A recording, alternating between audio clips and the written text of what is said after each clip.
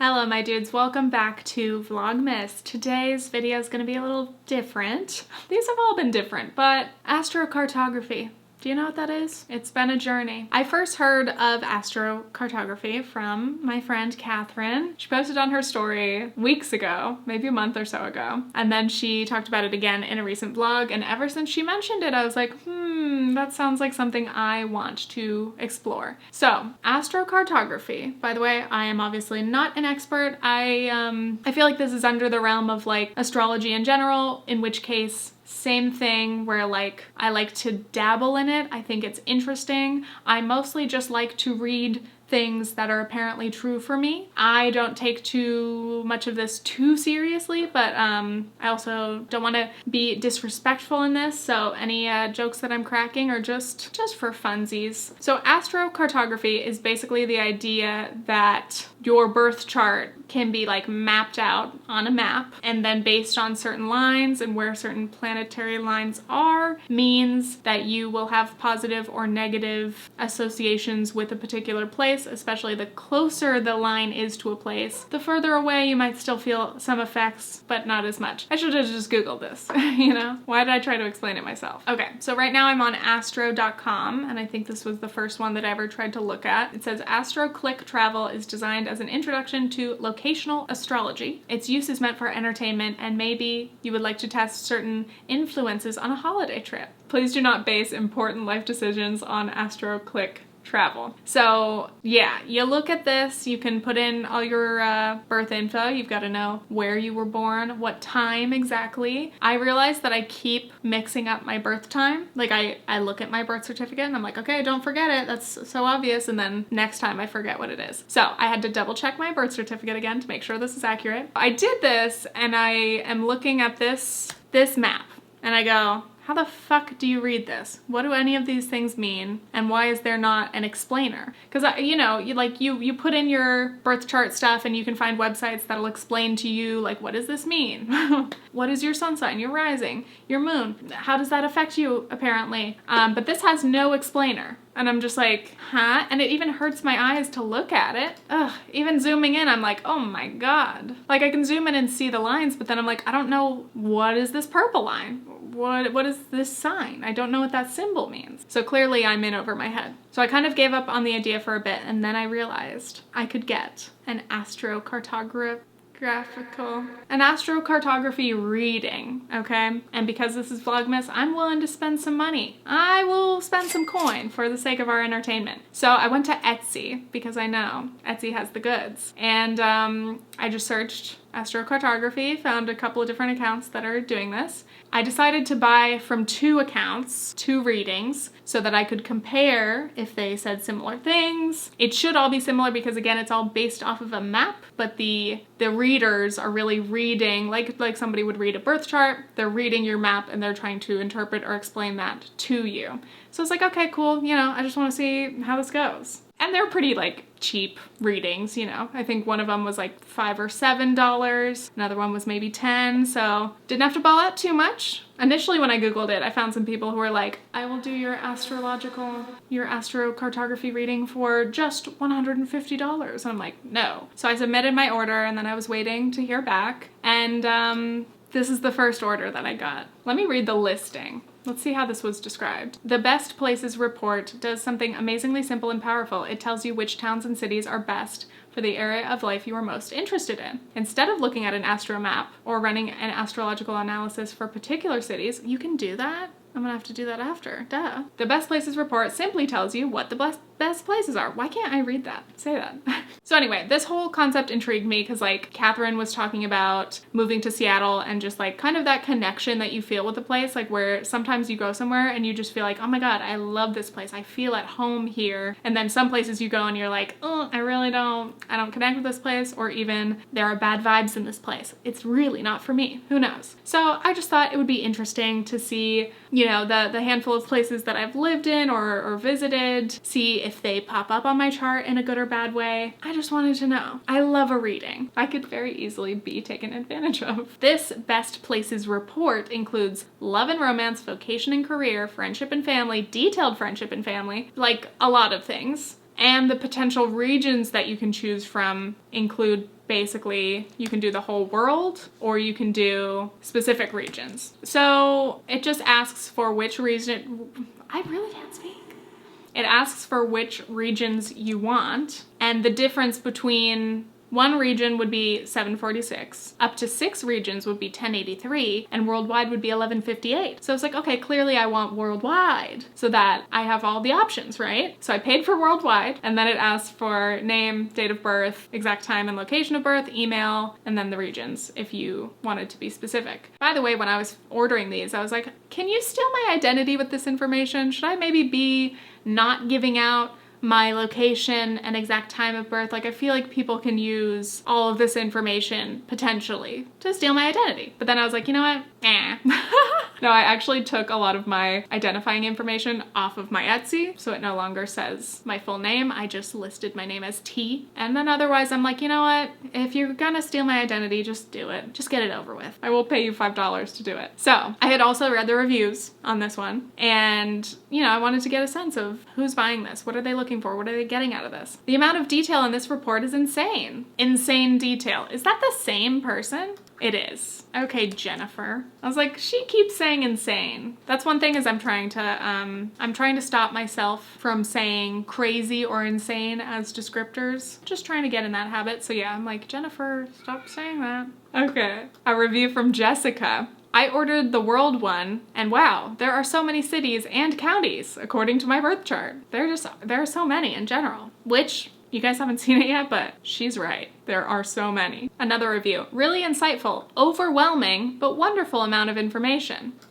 So drum roll please. I just want to show you what I got from this order. I opened the document and it is 51 pages long. 51 pages, and every page looks like this. And I very quickly realized, hold on, when everyone said this was a lot of information, they were right. This is, dare I say, too much information. And I replied to the seller, since they, you know, sent this to me pretty fast, and it seemed like to me like they generate the document and it seems like there's not too much for them to like do aside from run the report. So I replied and I was like, hey, thank you so much. Would it be possible to actually do less regions because this is just a lot of information? And they basically said, I do offer the choice of how many regions. You chose worldwide. If you would like to reorder with less regions, you can. And I was like, never mind. Cool. It's fine. I don't want to ask somebody to do free labor, but if it wasn't too much of an inconvenience to them, if they could have, that would have been nice, but it's fine. It's fine. So instead I spent a few hours going through this list. I put it onto a Google Doc and then I was deleting a lot of the information to try to cut down. And then I realized there was too much to even try to narrow down. For each of those themes that they listed, which there was like probably 10 plus themes like friendship and family, love, luck, career, they gave the top 200 places for each segment. So that's a lot. But I started glancing at my list and a lot of my top places were in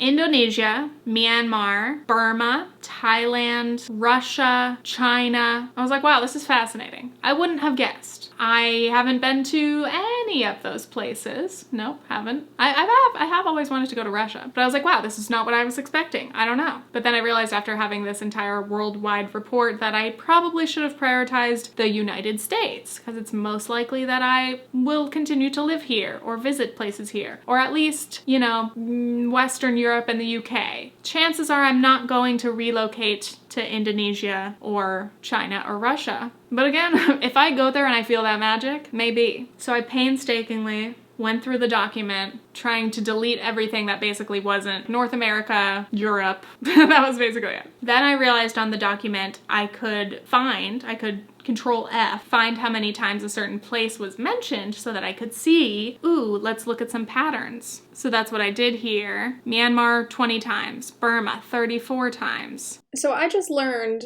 that Burma and Myanmar are basically two names for the same place. This article says, for generations the country was called Burma after the dominant Burman ethnic group. But in 1989, military leaders suddenly changed its name to Myanmar. In the Burmese language, Myanmar is simply the more formal version of Burma. The country's name was changed only in English. Clearly there's a lot more for me to learn, but that's news to me. Russia 296 times. China 111. But then I started to think about it and I was like, well, you know, those are pretty, like, especially China and Russia, take up a lot of land mass. It makes sense that if you got lines all over the world, a good number of those are gonna land in those land masses, you know? Okay, getting back into the actual point of it. Each place in the top 200 list is given a score from 0 to 1,000. A score above 800 is extremely strong, so that means that the line or whatever is near that is very powerful, I think. These are places where you have a very strong ability to attract situations related to that category. Even scores above 500 are very strong. And because there's 200 options, most of these all have very high scores. So all 200 options on every single list in every category are excellent choices for me. So then I narrowed it down. I was like, I want to see top countries, again, kind of in the West generally, and I also want to see top states in the US, because that's interesting. I did this whole list. This took me so much time. I counted, Control F, how many times each of the US states were mentioned, and my leading states were Florida, Alaska, Virginia, North Carolina, Ohio, Pennsylvania, South Carolina, Colorado, and New Mexico. And this was interesting because out of all the places in the US, I did not think Florida was my best match. I just wouldn't have guessed it, you know? And then Alaska. I did go to Alaska this summer and it was beautiful. It was magical. Did I feel like I belonged there? No, but I might just have to reassess after looking at this. And then yeah, lots of southern states. My birth state is not on this list. California is not on this list. New York. I've lived in Louisiana. None of those states are on this list. Very intriguing to me. And then my top countries, Canada. Canada tops out, 113. Australia, Germany, Norway, Italy, and then France, Portugal, England, Switzerland, Wales, New Zealand, Austria. Very, very interesting. I was wondering, I was like, am I drawn to France? I love France. But no, Canada. It's Canada for me. I'm very down for Canada. I've only been there once, only to Vancouver. I'd love to explore more. Australia. Again, the idea of land mass, the size of a land mass or a country or continent definitely influences this. So I'm taking that with a grain of salt. But now let's go through the categories. Out of all the Western places that I filtered, which ones are my top? So, top place for friendship and family, Savanooga, Alaska. Beautiful. Top places for detailed friendship and family, which, what does that mean? Detailed? I've never categorized my friends and family in that way, but now I'm going to. My top one is Stuttgart, Germany, and then also Savunga, Alaska makes another appearance, which makes sense because it was on the last one. Top places for love and romance, number 1, or it's number 6 technically. Perfect score of 1,000, Grise Fjord, Canada, and then Coal River, Canada. I don't know where those are, but they're the places for me. Oh yeah, on one of these, the seller gave me 400 places instead of 200, so there was even more data to look through. Top places for optimism and opportunity. Pompano Beach, Florida. Hollywood, Florida. Fort Lauderdale, Florida. So I need to go to Florida for optimism and opportunity, baby. Top place for education and communication. Oh, I forgot to delete these. Oh no, I didn't look through these yet. Okay, so partially through looking through the document and deleting the ones that aren't in the West or in the continents that I'm looking at. Yeah, I got tired of it because my eyes started to hurt and I was like, this isn't productive work. What am I doing? So anyway, whatever. My top place for education and communication is Vologda, Russia. Hell yeah. A couple other places in Russia too. Japan, and then we get to snag Canada. I will snag Canada. Top places for culture and creativity. Number 1, I don't think I can read this one.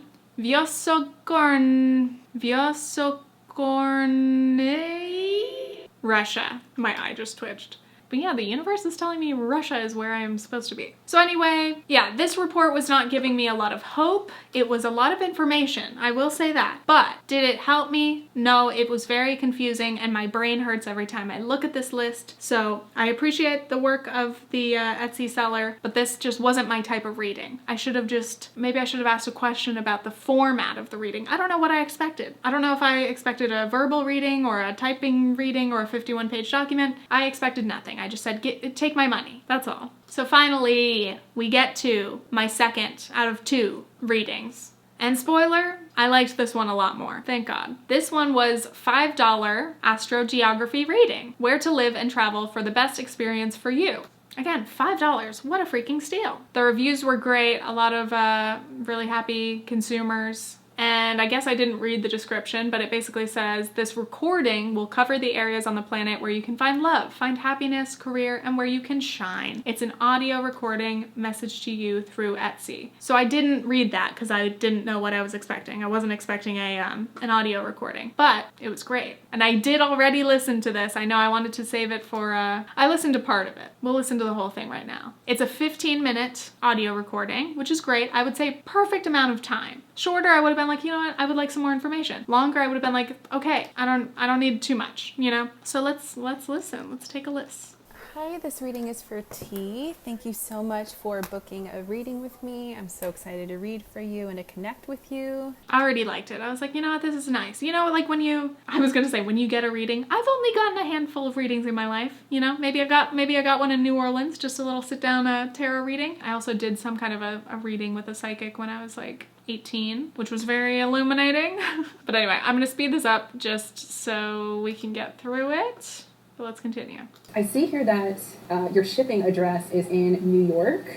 I was trying to, again, give these readers as little information about me as possible, aside from the vital information about my birth, just so like they wouldn't have any preconceived notions about me or where I live or whatever. But I guess she could see my billing address. So she knows I'm in New York. Where you are on the East Coast, you are very close to your moon line and your Jupiter line. Moon line and Jupiter line. I'm gonna try to follow along on this astro.com thing. Okay, I think I see it. Moon is maybe this pink one, and then, or no, that's moon. The one that says moon is the moon line. I am a genius. And then the other one is the one that she just said. I see it. Okay. And actually, it doesn't really cross over New York at all. It's more, one of them, my moon line goes through Raleigh, North Carolina, Greensboro. Oh, one of these is very close to Charleston, South Carolina. Anyway, let her do the reading. Hello. Wherever the Jupiter line is where we are going to have good luck, good fortune. We're going to feel expansive. And so you are right in that influence where you are in New York. Second to that is your moon line. And so the moon line is definitely an interesting energy. It is the planet that rules over our emotions and our intuition. It actually can make it so that you feel really at home where you are in New York. So this was an interesting thing, and this is why I didn't want them to know like where I live or where I have lived. I've made no secret that I never necessarily chose or dreamed of living in New York. It just kind of happened. And I've enjoyed my time here for sure, but I wouldn't say that like I've felt particularly at home or like in love with it. But I'm just looking at these two lines, Jupiter and Moon, now that I'm learning. And my Jupiter is pretty close to Toronto, and I've never been, so I'd love to go. And then my Moon line goes kind of near Rochester, so maybe I should go up to Canada, like the other list said. Spend some time in Toronto maybe. It's right in between these two lines. Definitely within the margin of influence. Look at me, I'm an astrocartographer professional now. If you're going to be asking about which places are not good for you, that would sort of be that intersection that I mentioned of the Chiron and the Saturn planetary energies. Saturn and Chiron are bad for me. You have this particular point on your chart where the Chiron and the Saturn are like crossing over one another. And it looks like they cross over right actually in Canada, out in a town called Halifax. And so thankfully you're out of range of this, but if you were to travel more up the coast in that direction, you would be picking up on those energies, which might prove to be a little bit challenging and possibly a little bit painful. So I should not go to Halifax. Halifax is bad vibes for me. And the other line that's more challenging planetary line, the ones that you probably wouldn't want to go to, the other one is Pluto, and you happen to have Pluto that travels through the U.S., and so this looks like the town of St. Louis, Missouri, Memphis, Tennessee, and New Orleans. If you were to draw a line from St. Louis, Missouri down to New Orleans and draw it north to south on the map, that would be the trajectory of that Pluto energy. So this one was interesting because I have lived in New Orleans and I've been to St. Louis. I feel like I enjoyed that. So now I'm looking at it on this map. So yes, Pluto, St. Louis, Memphis, Jackson, Mississippi, and New Orleans. Pluto bad, which, let's hear what she has to say, then we'll talk about it. And Pluto is the planet of deep cathartic change, like soul level existential crisis kind of change and pain in our lives. It's just like the deepest, most intense planetary energy of all of the planets. So that too is not one that is typically recommended. So what she said about like catharsis and like existential whatever, that's interesting because that does kind of ring true to my experience in New Orleans. That was a whole era that was exciting and lots of change was happening, but also had a lot of dark times there. That was like when I first started to experience anxiety and yeah, felt very lonely during that time there. And yeah, that's the bummer thing is like New Orleans is such a cool city and I'm glad that I got to spend time living there and I visited a few more times beyond that, but I never felt that same kind of electric positivity that a lot of other people at my school did, like that were like in love with New Orleans and just like vibed with it. I was like, I can see the city is cool and awesome, has such great things going for it, but for me, for some reason, it just didn't work for me. So that's interesting. As with any reading, of course, you do pick up on the things that do actually ring true to you, and then other things kind of go in one ear and out the other. So I'm taking it with a grain of whatever, but I'm having fun with my Etsy reading. But another really positive, benefic place for you is the West Coast. And so you have your Venus line and your North Node line traveling like conjunct to one another, meaning really close to one another, just right outside of the West Coast. I was raised in California, baby. I am a West Coast girly at heart. So I'm like, I'm listening. I also would love to go see more of the West Coast. I've never been to Washington or Oregon. Would love to go up there. So I'm giving myself any excuse to do so. And so this is from as far north as Seattle, through Portland, down to San Francisco. You could even go to Los Angeles, maybe even San Diego, and you would still be able to pick up on those energies. And so for you, since you're a Libra, Venus is your ruling planet in the theory of astrology, which means that wherever Venus is where you're going to be feeling your absolute best. Venus is the planet of love, of money, of beauty, of magnetism, of just enjoying life. All those Venusian things that are so attractive to Libras are associated with this planet. And so you would sort of see the world with rose-colored glasses into these energies, and the world would kind of see you in the same way. It's a very it's a much softer planetary energy to be around, and for a Libra, it couldn't be better. So that was my reading. Had some interesting things in there. The fact that she praises the West Coast so highly, I'm like, you know what, I have to agree. So anyway, overall, those were my readings. Obviously, I enjoyed the second one a lot more.